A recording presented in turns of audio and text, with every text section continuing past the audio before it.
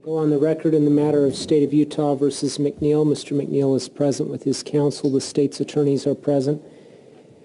And Dr. Gray is on the stand. We are outside the presence of the jury. Anything before we begin?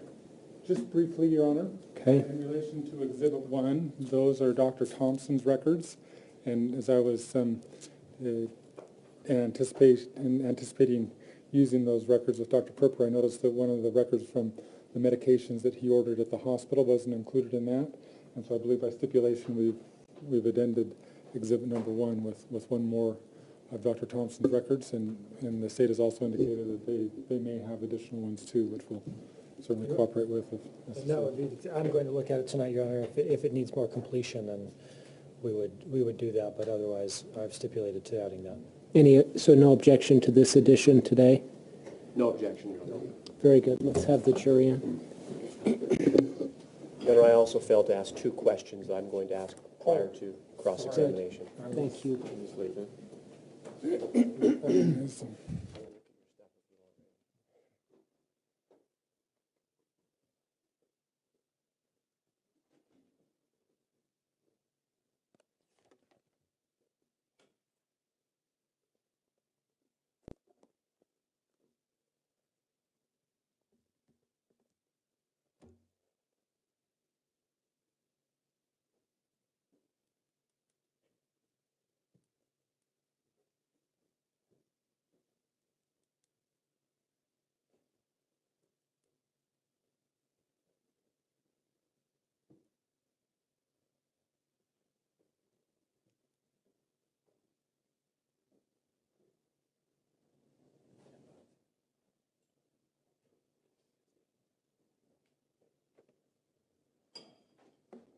All rise for the jury.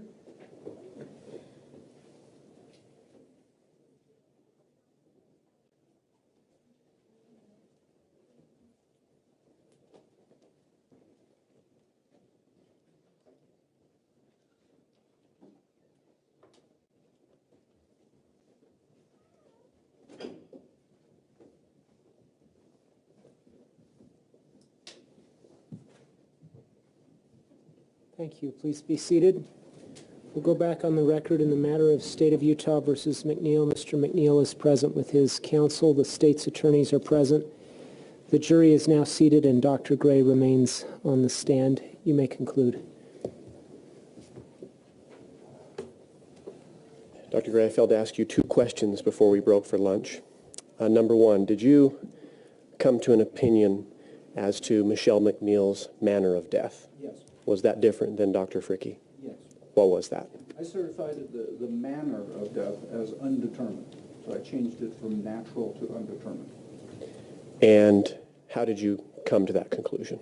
I came to that conclusion because of what I felt the possible role of drugs were in her death, meaning that if drugs were a factor, this was not a natural death.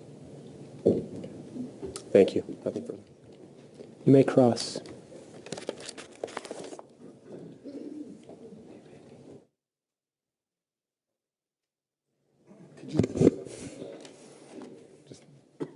Just following up on that last question, if drugs were a factor, it was not necessarily a homicide either, correct? No, I did not feel that I could reach a conclusion of homicide.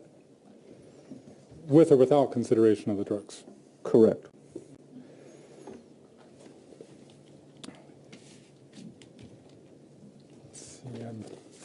You had a lot of opportunity to work with Dr. Fricke, correct? Yes. And you observed her work? Yes. And she was a very competent medical examiner? I believed so, yes. And you've gone over her work in this case, correct? That is correct. You believe that she did a thorough job? Yes. And you didn't see anything that she did inappropriately? Not that I saw, no. And you didn't see that she had been influenced by any outside source in relation to her opinion? Not that I saw, no. You certainly didn't see anything that Mr. MacNeill did that could have influenced her opinion improperly. Objection, correct? speculation. He may answer if he knows. I saw nothing.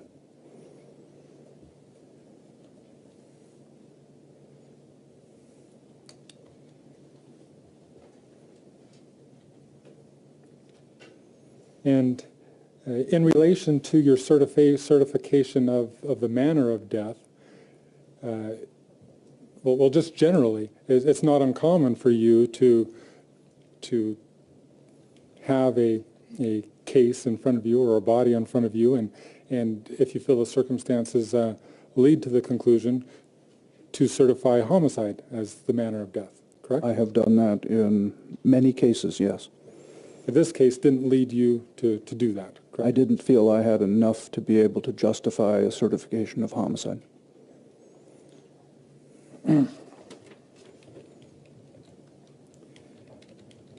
And in relation to drowning, you were requested by the investigators in this case to consider drowning as a possible cause of death, correct? Yes.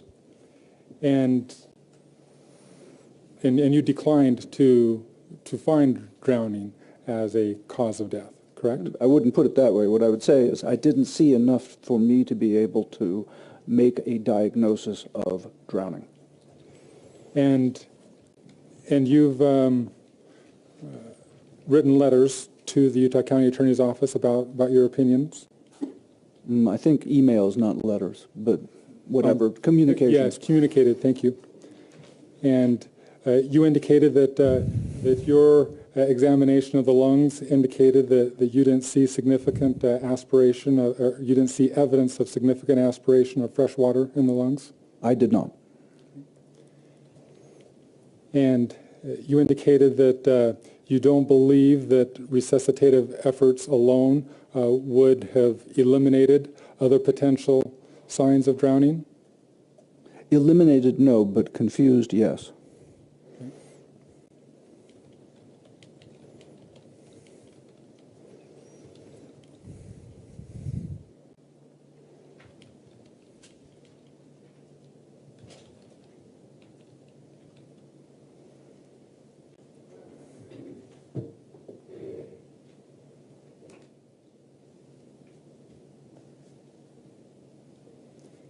And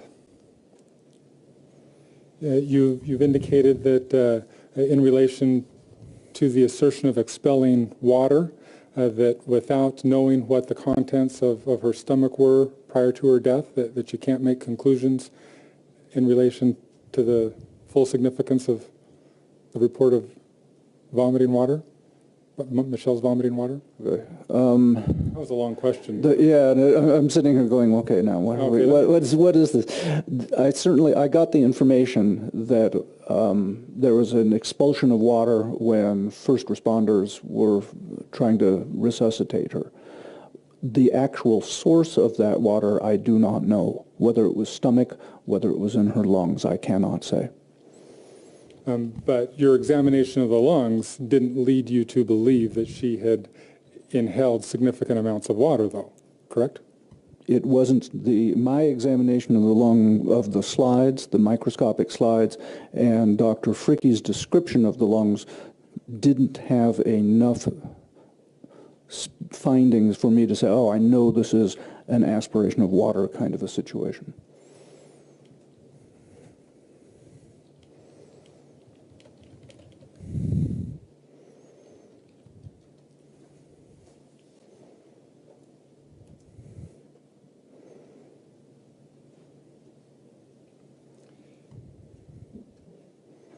And you certified the cause of death in this case as being an arrhythmia, correct? No. That's probably another bad question. You believe that the cause of Michelle's death involved her having an arrhythmia, correct? We're doing is we're confusing cause and mechanism again. Okay, I'm sorry. The cause of death that I certified was that it was and I'll read it specifically as I said, combined effects of heart disease, parentheses, hypertension, myocarditis, end parentheses, and drug toxicity, parentheses, diazepam, oxycodone, promethazine, and zolpidem. That was the cause of death that I certified. And the mechanism leading to that cause, you believe, was a terminal arrhythmia? Certainly would be a reasonable expectation, yes. That's what you believed to a reasonable degree of medical certainty, correct? Most likely, yes. And that's what you certified? No, I certified it as the cause of death. The mechanism of death certainly could be arrhythmia, and to my mind is probably the most likely mechanism.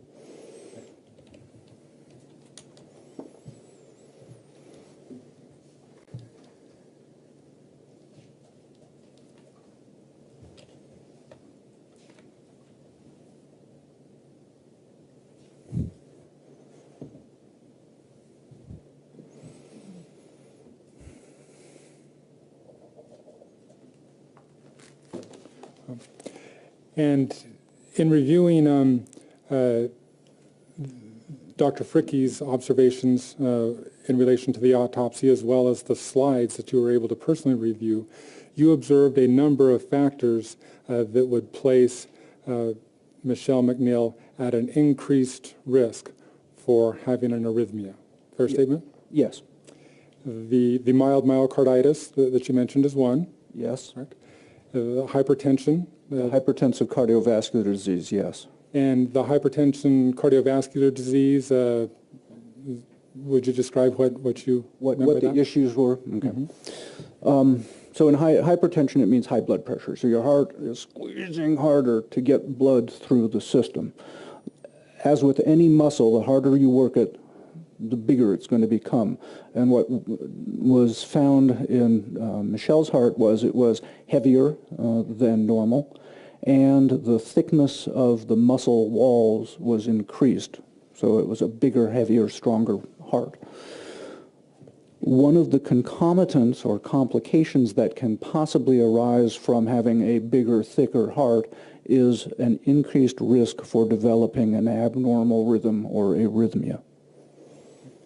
And that's because it interferes with the electrical Essentially what can happen is that the electrical pulses through that muscle can go wonky because of the increased mass. and that's completely unpredictable, correct? It can be unpredictable. It can be a first-time lethal event, yes. And mild myocarditis is not something that is typically able to be diagnosed without an autopsy being done, correct? Or taking a biopsy of the heart and looking at it under the microscope while the person's still alive. That's another way. Okay. So save a biopsy or an autopsy, fair to say that while somebody's alive, not likely to be diagnosed with mild myocarditis. Not likely. That is correct.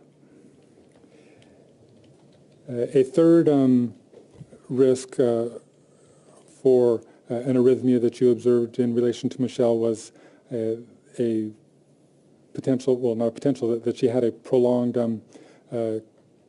QTC rate on her EKG that was done a week before, on March 29, 2007. Okay. Yes, that is is a possible risk factor for developing an arrhythmia. And you've got Defense Exhibit Z, I believe, there in front of you. Uh-huh. Do you recognize that? No. I'd have to look at the records to see if it's the same. Okay. It's an EKG. It's basically a tracing of an EKG, and it seems that it came from March 29th of 2007, confirmed by Dr. Welch.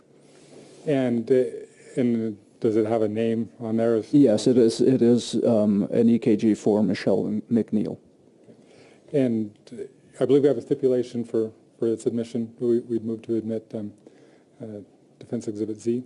Any objection? No objection. Defendant Z is received. And Dr. Gray, the QTC, or the corrected value of the QT in that EKG indicates that Michele's QTC was 476. Six, yes. And that is in the range where she would have an increased risk. It is an increased QTC. I'd have to check to see where it falls within the range of what is considered within normal versus potentially dangerous. May I approach, Your Honor? You may.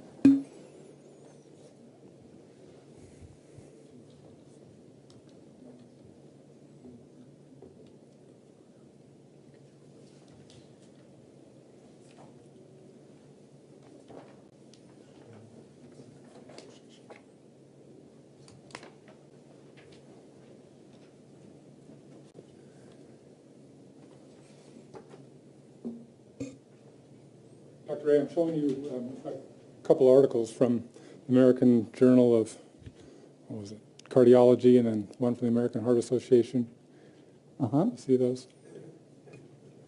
The first one on it has a discussion that's highlighted.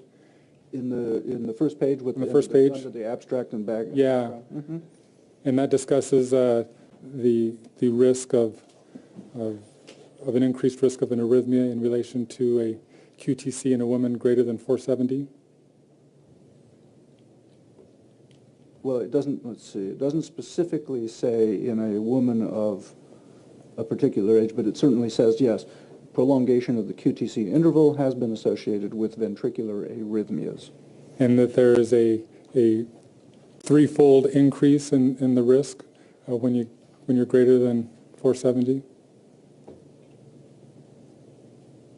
Yes, that is also a line that is highlighted. Specifically, it says an abnormally prolonged QTC interval greater than 450 milliseconds in men, greater than 470 milliseconds in women, was associated with a threefold increased risk of sudden cardiac death. And you wouldn't dispute that? Nope.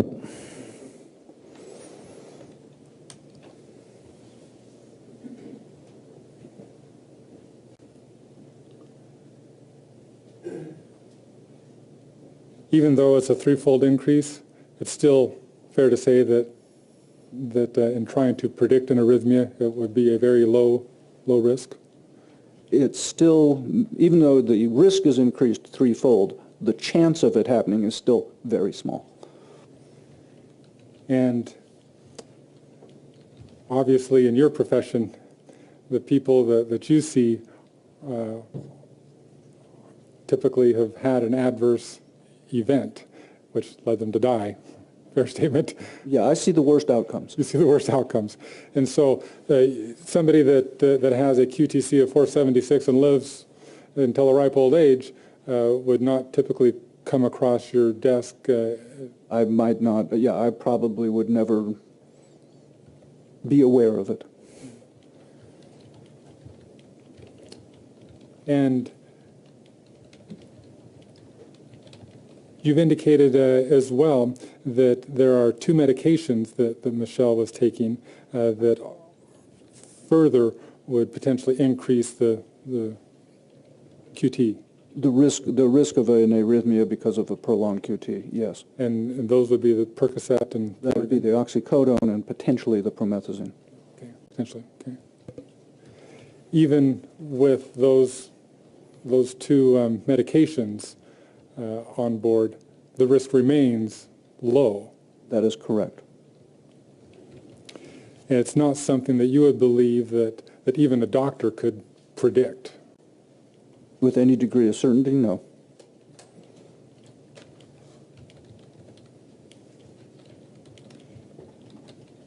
You also found in your review of the autopsy that Michele had left ventricular hypertrophy. Did I say that right? Mm-hmm. And what that means is when I was talking about how the muscle gets bigger and thicker, hypertrophy means bigger growth. And the left ventricular hypertrophy also increases the risk of an arrhythmia, correct? Yes. That's a finding that can only be made on autopsy generally. No, that could be made in life with both on EKG. They might see some signs of it. Certainly could be made with a sonogram, an echo of the heart. Could also make that diagnosis. Okay. And you also found that Michele had atherosclerosis or stenosis of the ostium of the heart? Dr. Fricke found that there was mild blockage of where one of the arteries that supplies blood to the heart itself was narrowed a little bit. She described it as mild. And that also could increase the risk of an arrhythmia? It could, yes. And the autopsy also indicates that Michele had what you call steatosis or fatty liver? Yes. And fatty liver is also known to increase the risk of sudden death? Yes, in severe cases, usually in alcoholics, there is an increased risk of sudden death that seems to be correlated with the fact that their livers are just packed full of fat. You're not aware of any evidence indicating that Michele was an alcoholic, right? No, none. And you don't know what the cause of her fatty liver. No, it can happen in a number of other situations. It doesn't have to be due to alcoholism. We see it in diabetics. We sometimes see it in obese patients. Sometimes it can develop for some reason that we just don't understand or know. Sometimes it can develop as a side effect to certain drugs. Yes. Fair to say that all of these circumstances went into your consideration in making your conclusion about the mechanism of death? About the cause and mechanism, Cause and yes. mechanism? Sorry, I was trying to use the right word. Yeah, cause is something that I'm more able to say, yeah, I have evidence that is physical that allows me to say these are the findings that are reasonable for the cause of death. Mechanism would be, in this case, is purely speculative.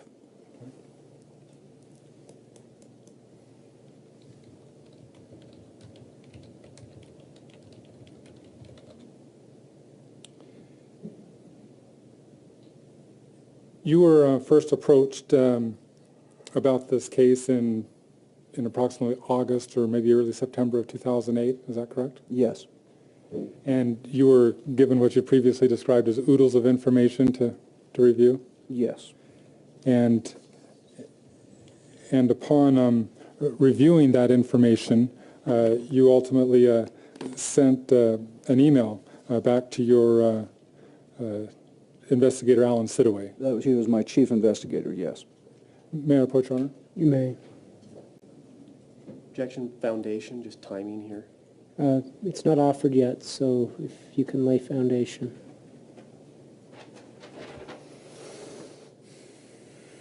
And you sent this email on September 30th of 2008, Yes, is that correct? that is correct. And you designated the case number in relation to Michele MacNeill. In the subject line, yes. And in this email, you indicated that you have reviewed the supplementary report and associated materials along with the autopsy and tox reports, correct? Yes, You also reviewed the original investigative report, correct. and that would have been the one that came from the Utah County investigators? From Spencer Cannon, yes. And then also you'd reviewed the investigative reports that came from the Utah County Attorney's Office investigators, right? Up until that point, yes. And then you also reviewed Maureen's extensive case notes. That is correct. And then you indicated that while the investigation subsequent to the victim's death raises questions about the possible role of her husband, there is nothing in the autopsy or toxicology findings that proves her death was from an unnatural cause. Correct. And that's what you felt at that time, right? Correct. And you go on to say the autopsy findings certainly provide evidence of natural disease that could explain death, correct? That is correct. And you state the lung findings are non-specific and do not make me suspicious of drowning, correct? Again, that's what's in the email, correct. And then you state the drug levels detected are not sufficient to explain death and are not indicative of an intentional lethal overdose. Correct. You felt the drug levels were low, right? They were not, I felt that they were not indicative of an intentional lethal overdose. That's what I thought.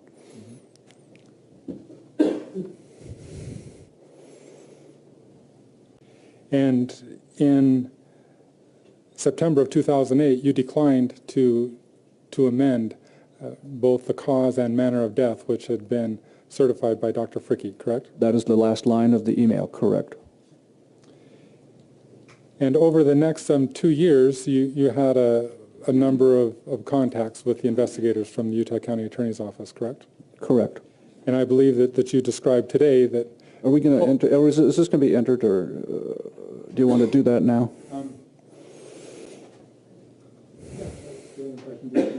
Object on hearsay. Okay, let's leave it at that. I think you answered the question. Over the next 2 years, you had a number of contacts That is with the Utah correct. County investigators. and ultimately in October of 2010, you modified the cause and manner of death slightly. That is correct. And you've previously testified that the basis for modifying it wasn't because of new information in relation to the toxicology report, but it was because you thought about it some more and thought that the medications ought to be included. Yes, Correct? that is correct. And thinking about it some more was after you had met, actually right before October 6th of 2008, you met with the investigators in your office, correct? Yes, that is correct. And they worked hard to try and persuade you to change it. They gave me an Overruled, he was there. They gave me an extensive and in-depth presentation of what they thought proved that this was a homicide. And so you ultimately agreed. Oh, well, and they also told you that they wouldn't be able to proceed. They told you it would be difficult to proceed with a homicide case in light of Dr. Fricke's report. Objection, hearsay. Overruled, it's for the effect on the hearer, correct? Correct.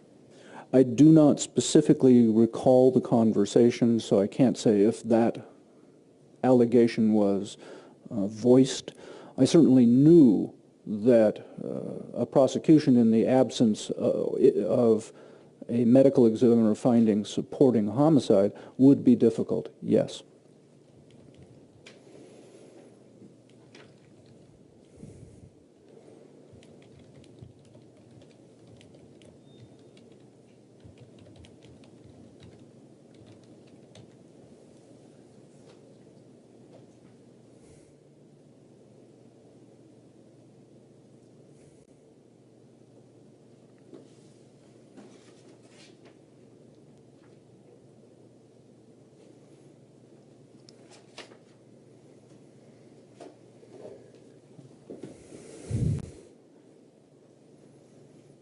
In the addendum that you made, you were very careful in the wording that you used, correct? I tried to be, yes. And so you used language like the drugs could potentially, Yes. and perhaps like you've described Dr. Fricke's use of the word appears, you used coulds and potentiallys to hedge a little bit on what happened, right? To basically say, I can't prove these are possibilities that must be considered, but I cannot prove. That is correct.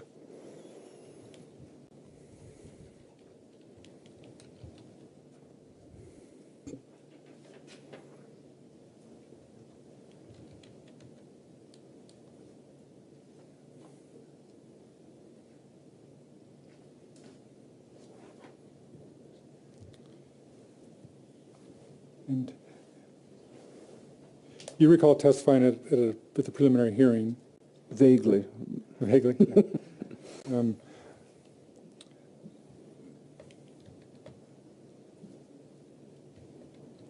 And at the, let's see, may I approach, Your Honor? You may. Thanks. If you turn to page 1265,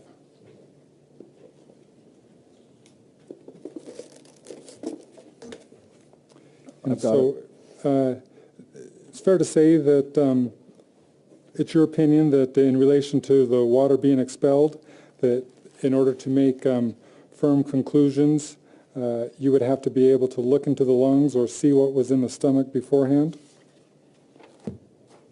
Let me read the context, please.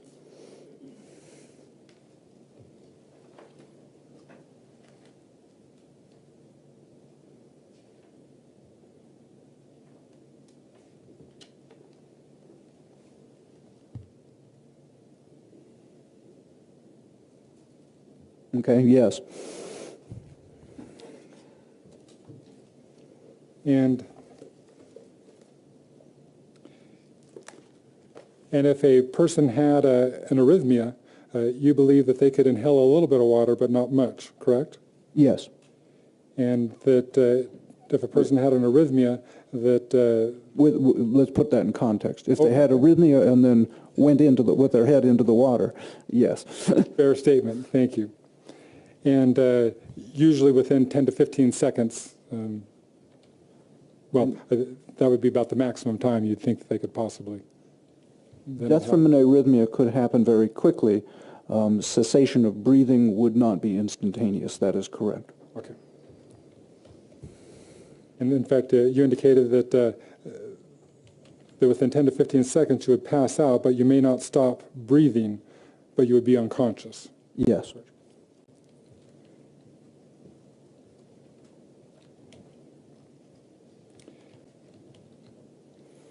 And regarding the volume of water that could be inhaled in that circumstance, you have no idea.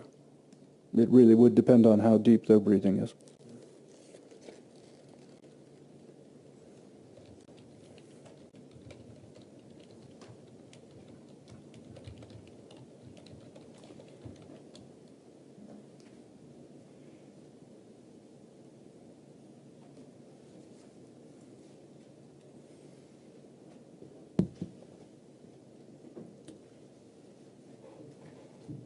Fair to say, Dr. Gray, that based upon your experience as a medical examiner, that you cannot take a post-mortem heart blood sample and make conclusions as to when medication that is identified in that heart blood sample would have been consumed ante-mortem?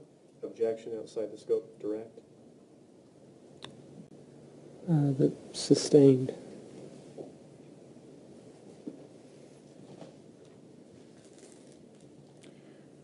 May I address that, Your Honor? You may. He's I made ruled. statements about the potential effects of. Objection. of I have a speaking oh, objection. I don't think it's- okay, maybe approach. You may. Certainly didn't mean to.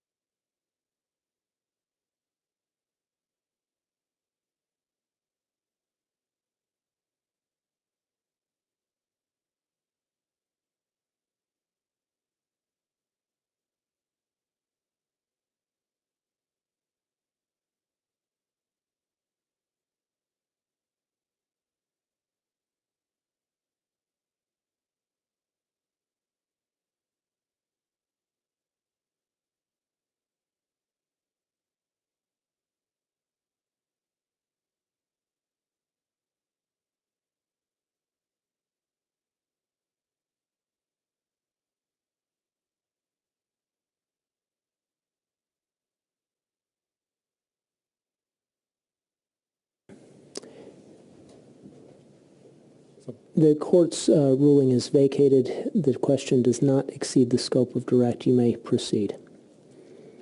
Dr. Gray, fair to say that it's your opinion that you cannot say what post-mortem levels of drugs were based upon a post-mortem heart blood sample? I think I know what you're asking, but you asked a question that is actually non-answerable because you asked me if I can't tell post-mortem levels from post-mortem levels. If you mean ante-mortem levels. I say, I'm sorry. Yeah. Basically. Let me re-ask the question that I'm... Or if you want me to interpret it as you're asking about what is an ante-mortem level's relationship to a post-mortem level? I'll try and do better, Dr. Gray. I'm sorry.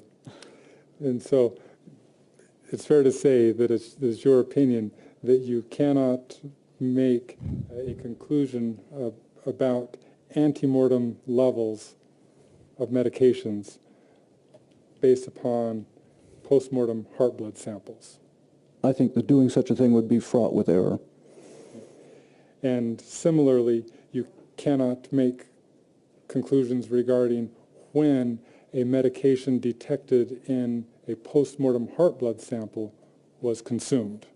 You would have to make a number of assumptions and then apply various mathematical formulas, and the accuracy of that process would be solely dependent upon your assumptions. And fair to say that in your forensic science community, that process is not generally accepted as yielding reliable results, correct? It really does depend on your assumptions and whether one accepts the accuracy or limitations of those assumptions. But fair to say that generally in your scientific community, it's not accepted that those assumptions can be reliably made. Isn't that correct? I certainly don't do that. If I'm asked, can you tell me how many pills this person took based solely on a postmortem level, I'll say, well, that's so fraught with error. I can give you a number, but I don't know what it means. And you're not aware of any peer-reviewed literature that would support the reliability of such a process, are you? I'm not familiar with it, no.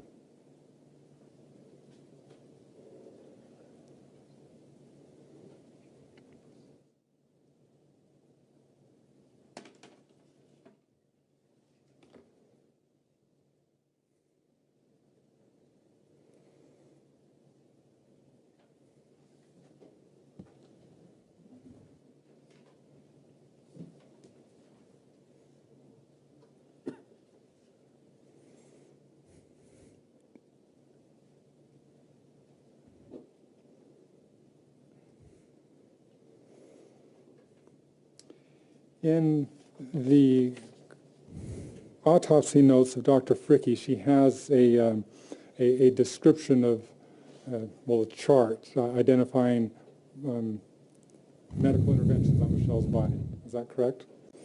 You're going to have to show me what you're thinking of because I can't remember. May I approach? You may. This is her original one.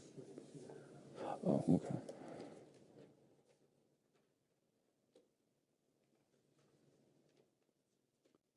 Okay. So what you have presented me with is one of the documents in Prosecution Exhibit 51. This is a body diagram with notations made by Dr. Fricke while she's doing the examination. And in that exam, she documents that there was an IV, an IV in her left arm. Left forearm, that is correct. And she documents that there were needle marks in the top of her right and left wrist, correct? Right hand, correct. Right hand.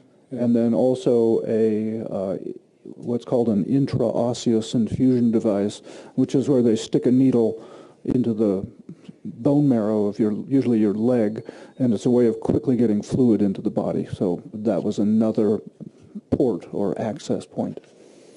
And so it would be standard in an autopsy to examine the body and look for any unexplained needle marks, correct? Yes. And Dr. Fricke didn't identify any needle mark on Michele's body that was not explained, correct? Nothing that she indicated that she thought was suspicious or may not have been due to resuscitation. And in this case, we know that Michele was given an IV by the paramedics, correct? Correct. And we know that the emergency room took at least 2 separate blood gases, correct? Correct. And those reasonably would be taken from Usually from the anterior wrist. which is marked on there, right? Yes. And then we also know that they did a intraosseous line, as you mentioned, which was... In the left shin. And there's also a notation on there about an attempt to do a femoral line as well. Yes, there's a notation of a needle puncture wound in the right groin region. So other than those that we've identified, there's no other identifications of needle marks, correct? That is correct.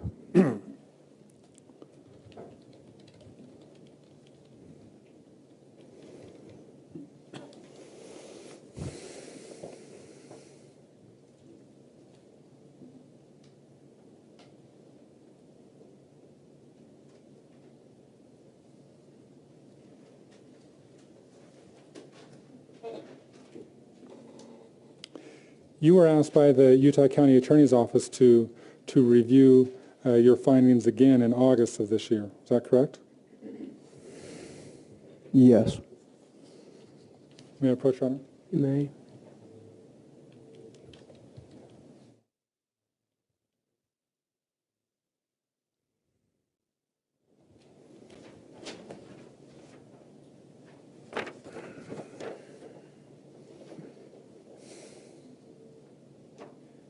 And you were sent additional reports about alleged statements of Mr. MacNeill, correct? Yes. And those were reports that you hadn't considered in the past. They were new to me, yes. And in response to the request that you consider reviewing or amending again your manner of death, you wrote Investigator Robinson on August 6, 2013, correct? Yes. And in that email you said, Jeff, I have reviewed the materials you sent.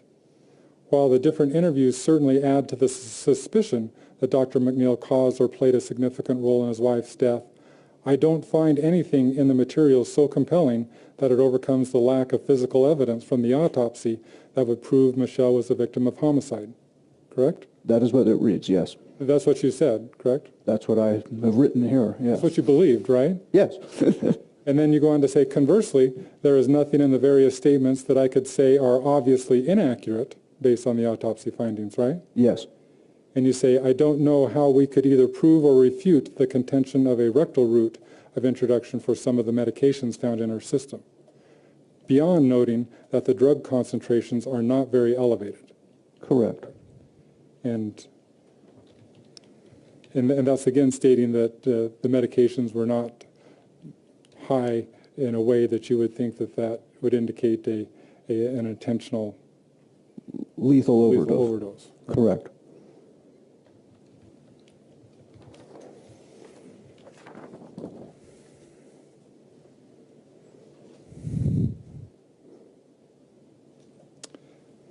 That's all the questions I have, Your Honor. Thank you. You may redirect.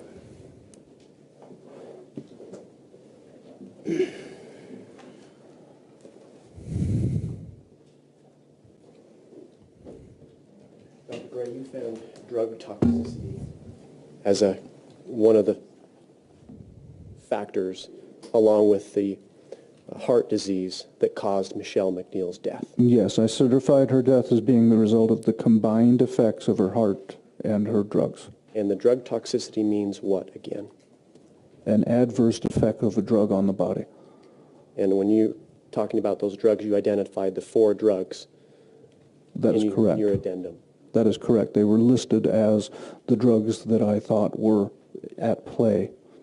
Oxycodone, Correct? promethazine, Correct. I forget all. Diazepam and zolpidem. And zolpidem. And there was also nordiazepam in her system. And I thought that nordiazepam was most likely there because of the body's breaking down of the original diazepam. Okay. You indicated that nordiazepam is a Metabolite. metabolite. It's also something that can be taken separately. Yes. And so its presence in the blood had some kind of an effect as well. It is an active metabolite. That is correct. So that, in addition to the 4 drugs you've identified, were active in her blood. Yes. Okay.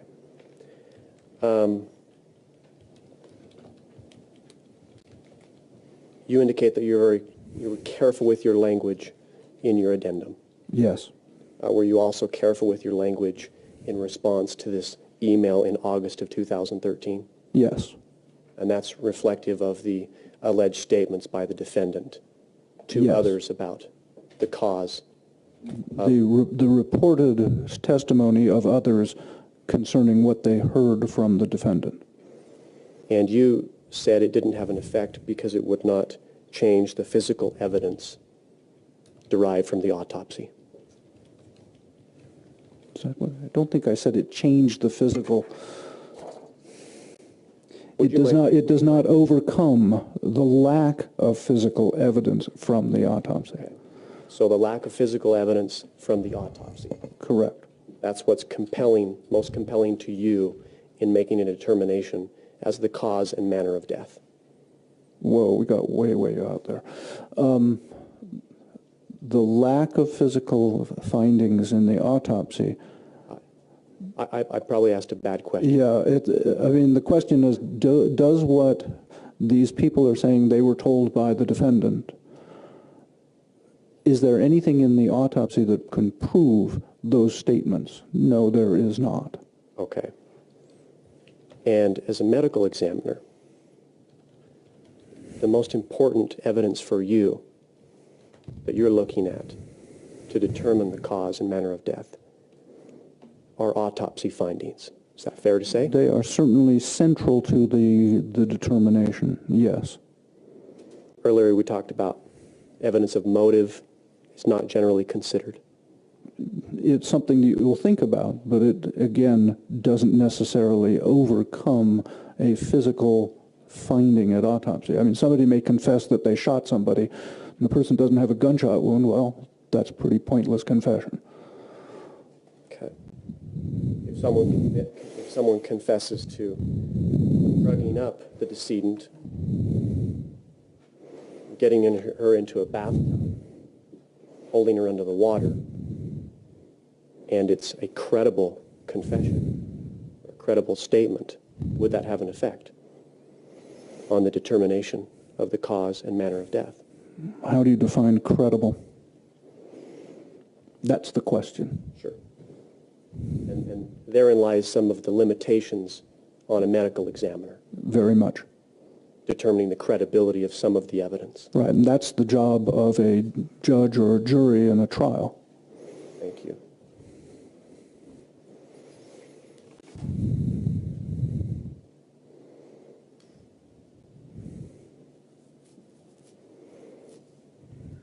You talked about some of the difficulties because of post-mortem redistribution in determining levels of the drugs and taking post-mortem blood compared to ante-mortem blood.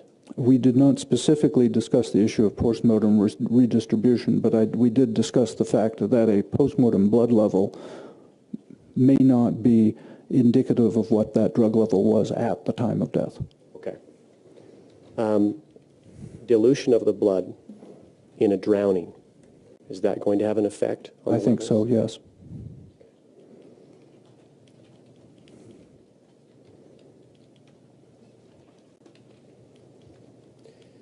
Mr. Spencer went through a number of possible risk factors that would put Michele MacNeill at risk of suffering an arrhythmia.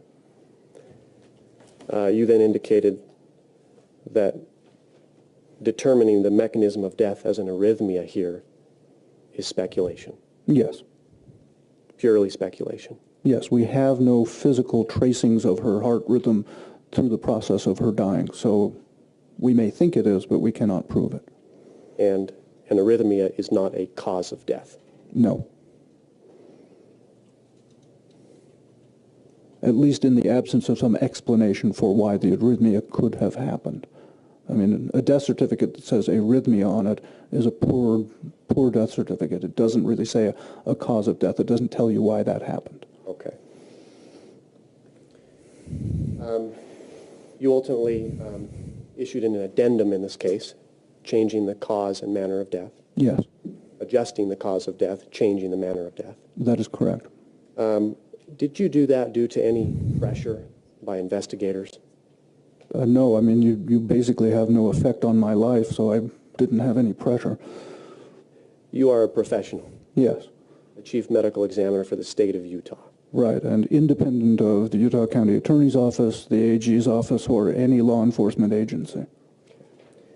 I imagine you're bound by certain ethics in your position. Yes, What are those ethics? basic medical ethics.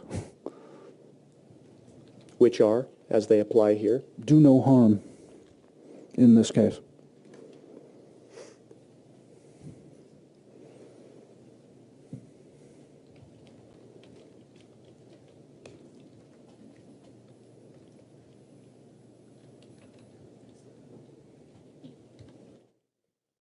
Can you describe this dilution of the blood due to if there's a drowning here, there's an increase in water in the blood? You make tea. It's a certain color, certain darkness. You then add more water to it. What changes? The color of the tea, the amount of stuff in there that is leading to the concentration of tea. It's somewhat similar in you have a blood volume, and then you have a certain concentration of drugs in there. You suddenly pour a bunch of fluid into that blood volume, it's going to change the concentration of the drug. Whereas postmortem distribution may elevate. Postmortem redistribution is a phenomena where certain drugs may get released from tissue back into the blood. So you take a sample while they're alive, and then you take a sample after they're dead, and you may see that that level has gone up.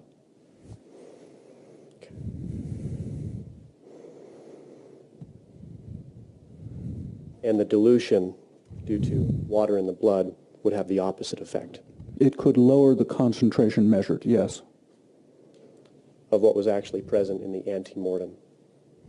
Again, making the postmortem level, interpreting it versus vis-a-vis the ante-mortem level, even more difficult, yes. Okay. No more questions, Your Honor. Thank you.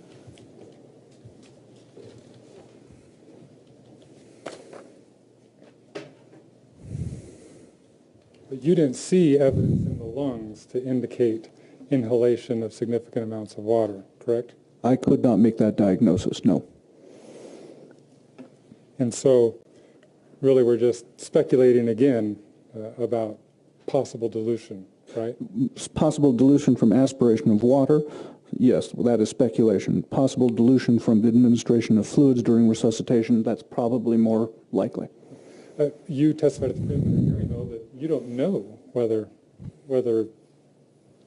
dilution from fluids No. made a difference. Right? As I said, one of the whole problems with going from postmortem back to antemortem is you have to make a bunch of assumptions. Do we assume that there was a dilutional effect because she got lots of fluids during resuscitation? Well, we might, and that could be accurate, it could be inaccurate. The assumptions are what's going to kill you in terms of making that connection between postmortem and antemortem. So you just don't know whether. I don't. Right? We don't know. I don't know how we could know unless somebody had taken blood samples while she was alive up until the point she's in the bathtub, and then serial samples after that. And if we talk about the fluids from resuscitation efforts, that would be a fairly small percentage potentially of total blood volume, right? Really does depend on how much she got. What I saw was she got about 1,100 cc's. Total blood volume in a person of her weight, let's see, Right around 5,000 cc's? 83 kilograms, so 8 times 70, 5.5 liters. How many cc's would that be? 70 cc's per kilogram is sort of a rough and dirty way of estimating blood volume.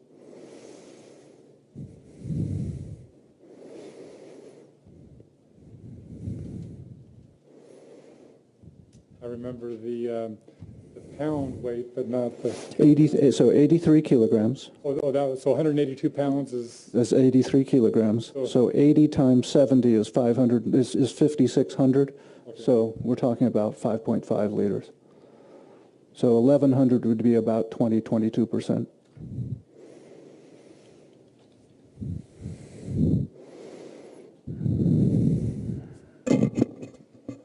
You're familiar with some ranges of postmortem redistribution? Yes, I am. And fair to say that the ranges of postmortem redistribution are considerably higher than 22% generally? The ranges are usually expressed as a ratio from a central sample, where you draw a heart sample, to a peripheral sample. And for the various drugs, they can be quite different. For example, I think oxycodone was the one with the highest. It goes anywhere from a ratio of 1.2 on up to 5 or even 6.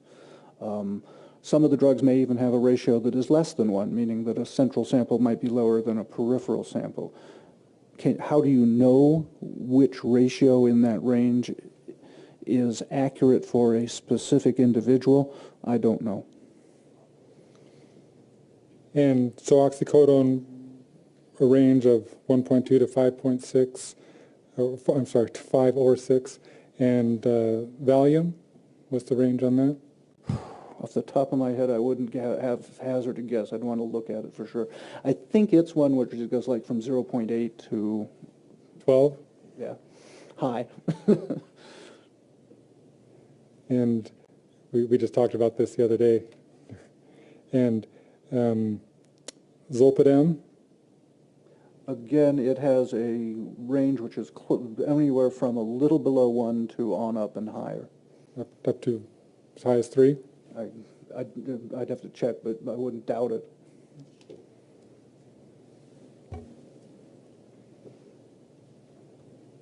Promethazine? Again, its range is, I think, a little over 1 on up.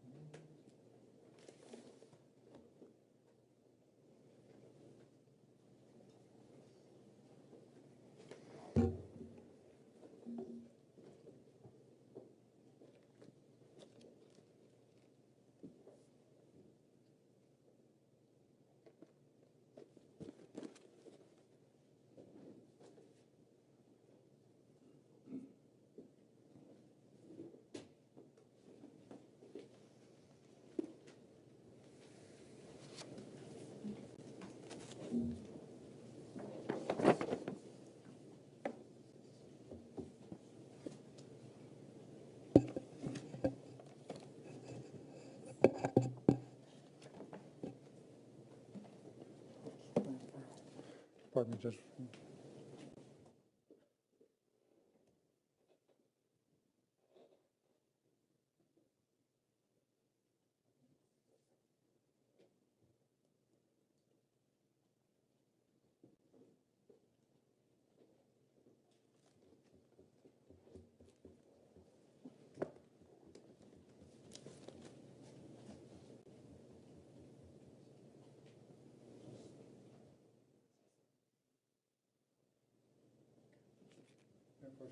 You may.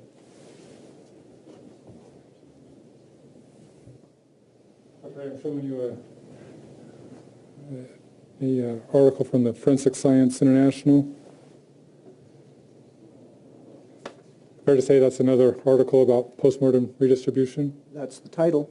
And it's got an abstract on the front, but then a summary later on. But their studies found that zolpidem actually has a, watch, maybe better to... A CP ratio of 3.74 is what they're reporting. 3.74. So that's one number. It's certainly not a range of what has been found in other studies. Yeah, and that's an average. If you turn back a couple pages, it discusses their studies. It's the bottom line, Dr. Gray, is that there are lots of studies with lots of different Numbers. right? Yes. And so it's just really hard to make any firm conclusions, as you've testified, in relation to living conditions based upon postmortem heart blood. Yes, I think we are further exploring that arena that I've already said is the connection between a postmortem blood level and an antemortem blood level is difficult to actually determine with accuracy.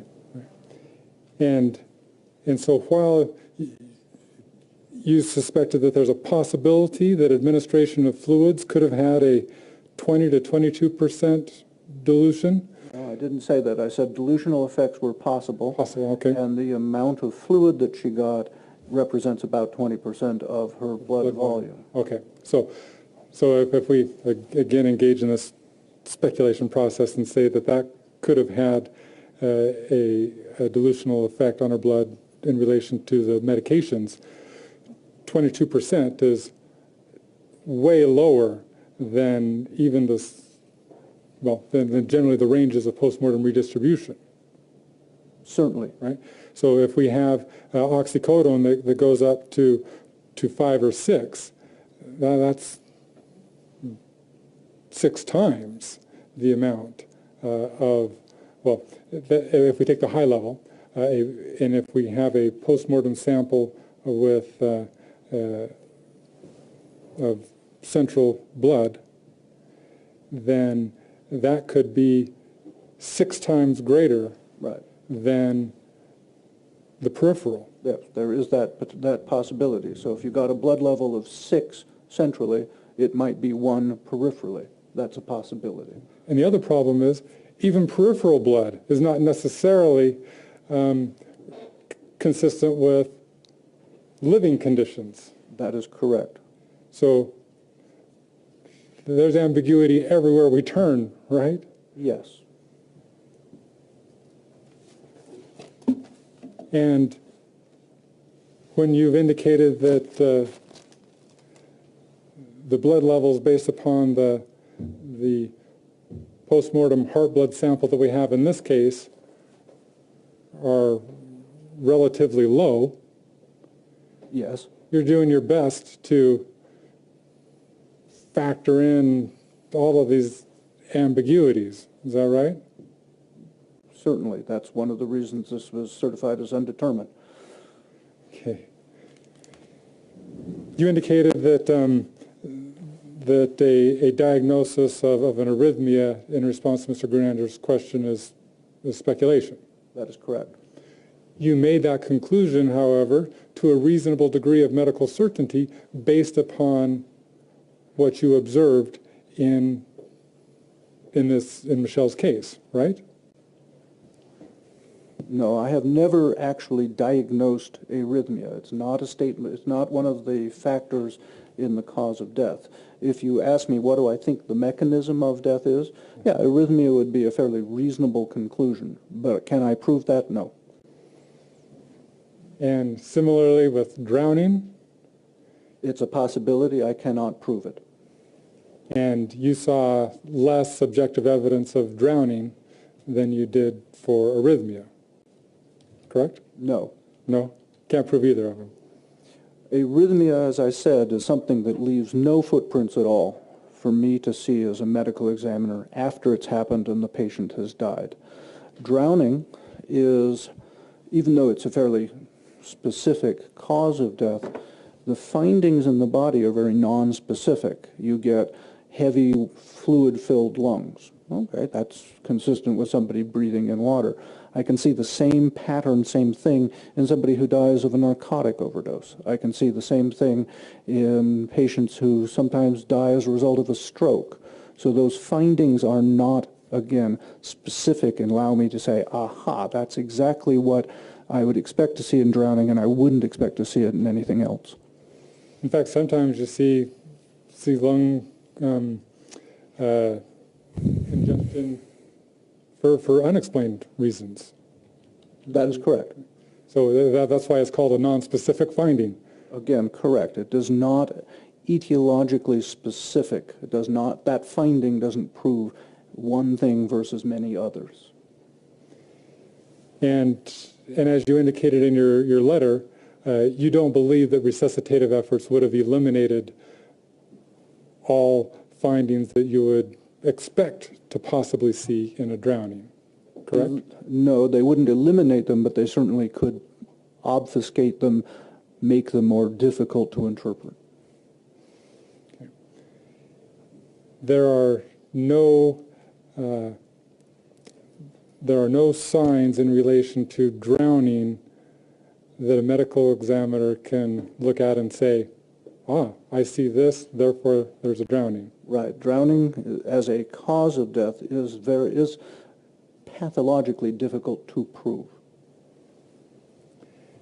And in Dr. Fricke's certification as to the cause of death, she certified that it was due to natural cardiovascular disease. That's what she originally certified, correct. And you amended that. I did. And you said that you then certified the cause of death as being due to natural cardiovascular disease and possibly drug toxicity. The combined effects of those two entities, yes. That's all the questions I have. Thank you. Anything further? One last question, Your Honor. Go ahead. Diazepam, oxycodone, promethazine, and zolpidem in the MacNeill system had a combined effect as to the cause of her death, correct? I believe that they played a role, yes. Thank you. Do you have questions for Dr. Gray? If you do, pass them down the row, and the bailiff will collect them.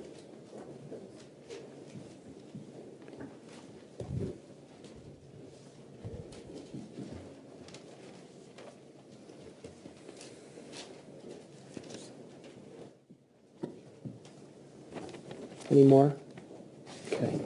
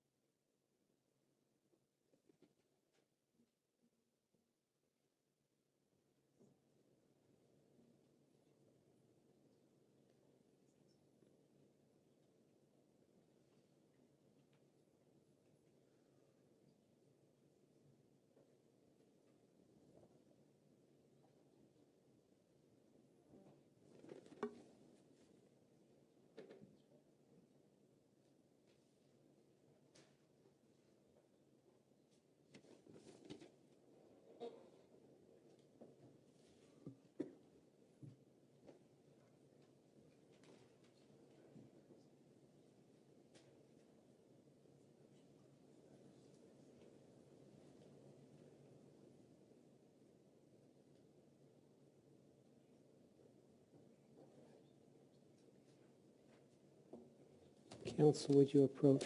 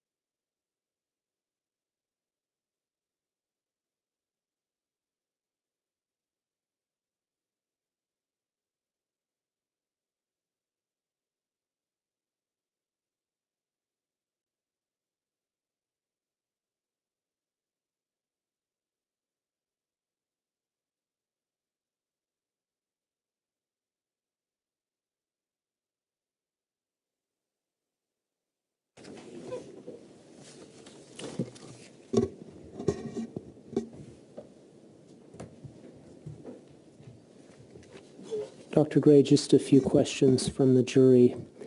If Michele MacNeill had been given arnica, would there have been evidence of this? I'm not sure what arnica is. Do any of the drugs present in the toxicology report have, well, you're not sure what arnica is? Yeah, I mean, that's a Okay. name I'm just not familiar with. Very good. Counsel, the second question is moot in light of that answer. Is it possible for someone to suffocate in water without showing signs of drowning? Yes, there is an entity that is called dry lung drowning. What that is it's hypothesized that when that person takes that first big gulp of water, it causes the muscles in their throat, their larynx, to actually spasm and contract, so that now they can't get anything in. So even though they're struggling and trying to get a breath, they can't suck water in. So dry lung drowning is theoretically a possibility. How many blood samples did Dr. Fricke take from Michele's heart, and from what locations?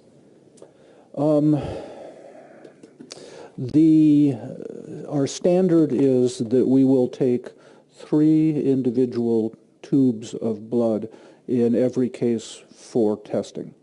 It is a heart sample. In this case, she drew the sample from the heart. The specific location on the heart, I cannot be sure. I don't have a record of that or a photograph. So 3 samples, all cardiac? Yes.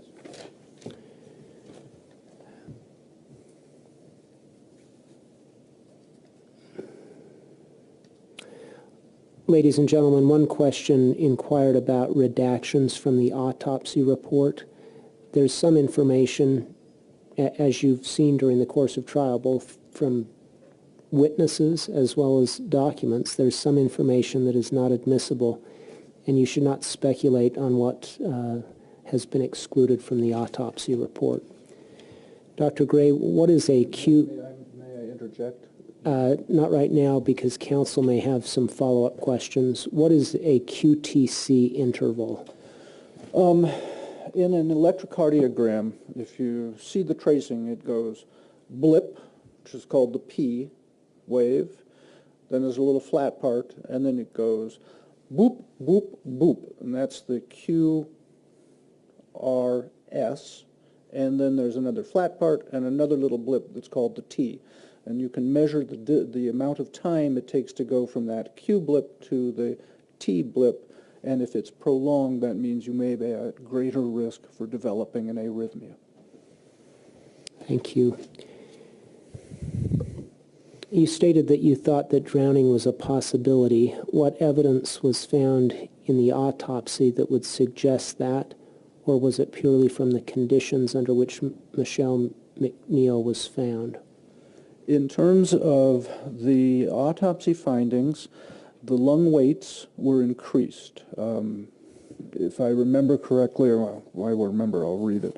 The lung weights were right lung 690 grams, left lung 670 grams. Those are heavier than normal. Generally speaking, normal lung weight's around 300, 400. That weight is explained by a finding of edema or fluid in the lung, as well as congestion, which is a backup of blood in the lungs. Edema certainly could be, you could interpret that as being an evidence of aspiration of water. Congestion is something you also can see in drowning events. Unfortunately, those two findings are also very common in people who have undergone prolonged resuscitation. So that's why I didn't think I could use those findings alone to prove drowning. Thank you. Do you have follow-up questions? Maybe just one, Your Honor. Yeah, go ahead. Based on Dr. Gray's reaction, there was a question about redaction of an autopsy report. Are you aware of any redactions in the autopsy No, report? in the exhibits that I was given, the reports were not redacted. There was only redactions in the copies of Maureen's handwritten notes. Okay, thank you for that clarification. Dr. Gray, in relation to the drawing of blood, you indicated that there were 3 vials of blood drawn from the heart. Correct. But there was also vitreous humor drawn as well, correct? Yes. And that's fluid from The eyeball. the eyeball. And that also could be tested for medication levels. It could, yes. And in this case, you're not aware of that ever having been done. There was no report of any testing of the vitreous for drugs. That is correct. But if Dr. Fricke had a concern about the medication levels, she could have asked to have the... Objections, speculation? Well, it goes to what a medical examiner can or cannot do. I'll allow it. She could have asked the toxicologist to check the vitreous humor as well, correct? Yes, that would have been a test that could have been ordered. Vitreous humor is typically less affected by postmortem redistribution, correct? I believe so, yes. And same with other variables such as dilution. Correct.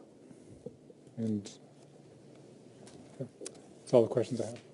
Any redirect? Dr. Fricke was a well-regarded, competent medical examiner. Is that correct? I thought she was a really good pathologist, yes. Thank you.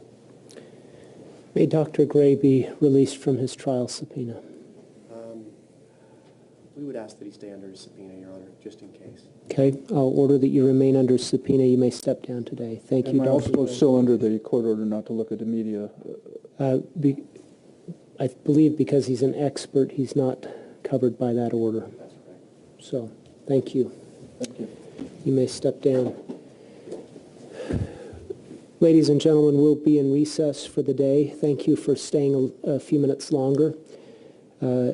As we recess for the evening, remember that it is your duty not to discuss any subject of the trial with each other or with anyone else, including family members or friends. It is your duty not to form or express any opinion on the case until it's finally submitted to you for deliberation. Avoid any television, radio, or internet news coverage of the trial, and do no research on your own using computers, iPads, or something else. We will reconvene tomorrow morning. Do you anticipate any housekeeping matters before we get started in the morning? I don't believe so, Your Honor. So, okay, let's start at 8:30 then. Thank you. Court's in recess. All rise.